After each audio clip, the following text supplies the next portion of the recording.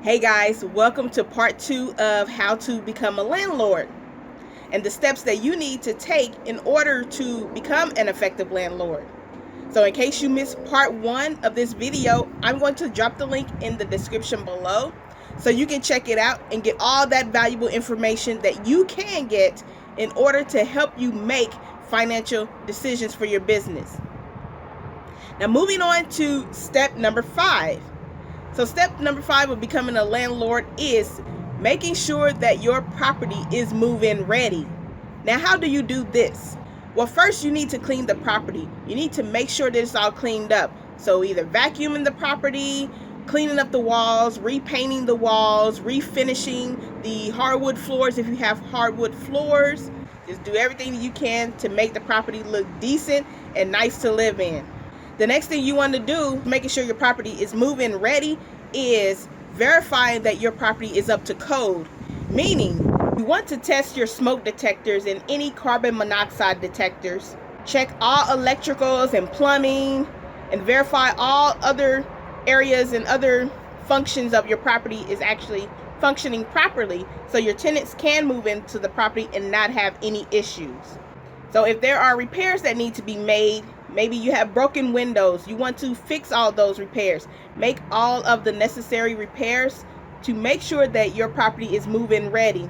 So when the tenants move in, there will not be any problems. They won't have to call you to fix a broken pipe or anything like that. Moving on to step number 6, and that is determining your rental rates and implementing a rent collecting system.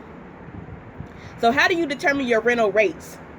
You determine them by researching other properties that are in your area that are similar to the property that you're currently renting and see what other properties are being rented for.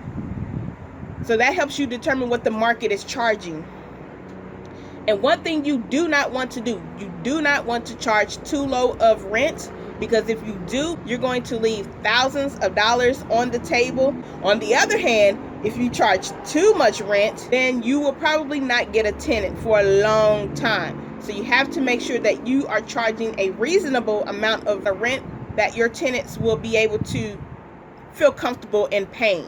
So you want to use comps of other rental properties that are currently renting in the market to determine what they're charging. And if they're charging, let's say $975 a month, maybe you want to charge $25 more. Or maybe you want to charge maybe $25 less. You're still within that range. You're just not charging too low. And when you are determining these rental rates, you want to factor in the utilities and repairs, because that is going to take part of your rental income. So if you're charging a tenant $1,000 per month and it costs you, let's say $300 a month for repairs and maintenance, that means that you will only have $700 in cash flow. And depending upon what other expenses you have, then that could reduce your cash flow as well.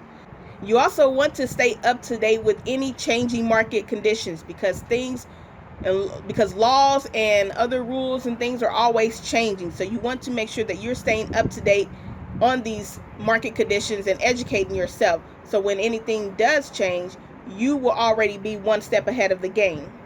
And as far as collecting rents, having a rent collecting system, you want to have a tenant portal that tenants can use to pay their rent online. So you want to have a process that they can follow and go through to be able to pay their rent. Now, research shows that 58% of renters prefer to pay their rent online. Why? Because it's more secure and it's faster and it's the easiest. Now, moving on to step number 7, and that is advertising your rental property. Now, to advertise your rental property, you want to post your rental property on sites like Zillow, Trulia, and all those other real estate sites that you see properties being posted on. You can also post your rental properties on other social media sites such as Facebook or any other social sites. Another way for you to advertise the property is to conduct an open house. So you can stage the property where potential tenants can come in and see the property with stage props such as furnitures and other things like that, to give your tenants a feel of what it will look like and feel like to live in that property.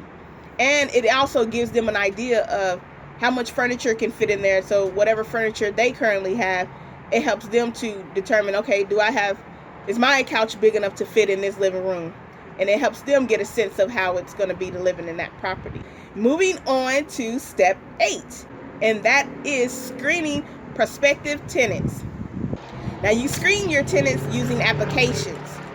And in your application, you want to make sure you collect all personal information from your tenant, your prospective tenant, regarding, their name, social security number, their addresses, current address and previous addresses, any rental history that they have had. If they've, rented from another landlord, you want to get references as well to be able to verify their history.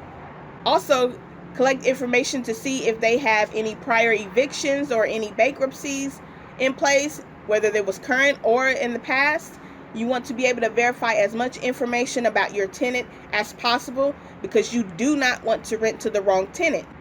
And if your tenants pass certain, basic qualifications or basic requirements that you have set forth in your applications, then you can conduct a background and credit check on your tenants to verify the validity of the information that they have provided you.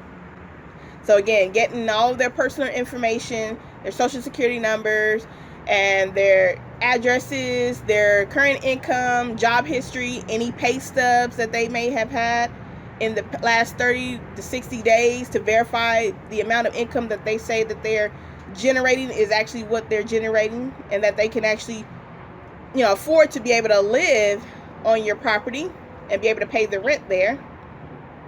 And you also want to look at their job history, see if they're a job hopper, because then if they can't really hold a steady job, then that could cause you to have concerns of whether or not this tenant will be a reliable tenant to rent to.